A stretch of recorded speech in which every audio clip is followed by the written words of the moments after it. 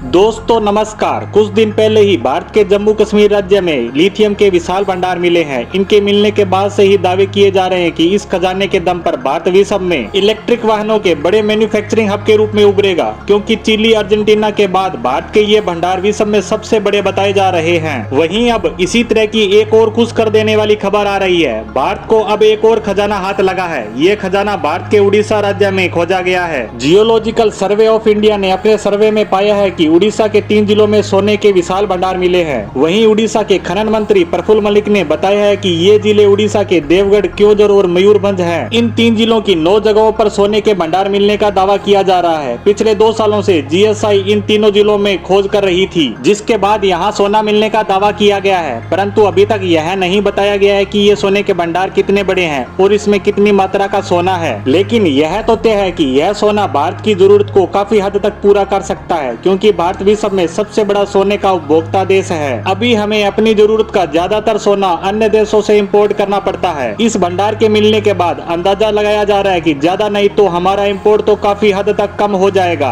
अभी तक भारत में सबसे ज्यादा सोने के भंडार कर्नाटक राज्य में है। इसके अलावा आंध्र प्रदेश व झारखंड से भी सोने को निकालने का काम किया जाता है। उड़ीसा में सोना मिलने से पहले भारत में यूरेनियम व लिथियम के भंडार मिल चुके हैं। वैसे जमीन के किस हिस्से में क्या खनिज दबा है, यह जानना आज भी इतना आसान काम नहीं है। इसीलिए सदियों से जमीन के नीचे दबे इस महत्वपूर्ण खजाने को अभी तक पूरी तरह खोजा नहीं जा सका है। अभी तक वैज्ञानिक ऐसी कोई सटीक टेक्नोलॉजी नहीं बना पाए हैं जिसकी सहायता से बताया जा सके कि जमीन के किस हिस्से में कौन सा खनिज दबा है और वह कितना है। इसका आज भी एकमात्र उपाय खुदाई ही है, जो काफी महंगा और समय लगने वाला काम है। साथ ही यह अनिश्चित होता है कि इतनी खुदाई के बाद कुछ मिलेगा भी या नहीं। सफलता की गारंटी बेहद कम होती है। इसीलिए ऐसे बहुत से देश हैं जिनकी धरती के अंदर करोड़ों अरबों के खजाने दबे पड़े हैं, परंतु वे उनका उपयोग नहीं कर पा रहे हैं। इसका सबसे बड़ा उदाहरण हमारा पड़ोसी देश पाकिस्तान है। उसके बलूचिस्तान प्रांत में धरती के अंदर खनिज और बहुत सी कीमती धातुएं मौजूद है। रिपोर्ट की माने तो यहाँ इतनी मात्रा में सोना दबा है कि पाकिस्तान की गरीबी को एक झटके में दूर किया जा सकता है। दुनिया में सोने व तांबे के सबसे बड़े भंडारों में एक जगह यही बलूचिस्तान है, लेकिन पाकिस्तान के पास ना तो संसाधन है और ना ही इतना पैसा कि वह इस खजाने को निकाल सके। इसीलिए चीन पाकिस्तान के इस हिस्से में अपनी गतिविधियों को बढ़ाने में लगा है। सीपीईसी योजना व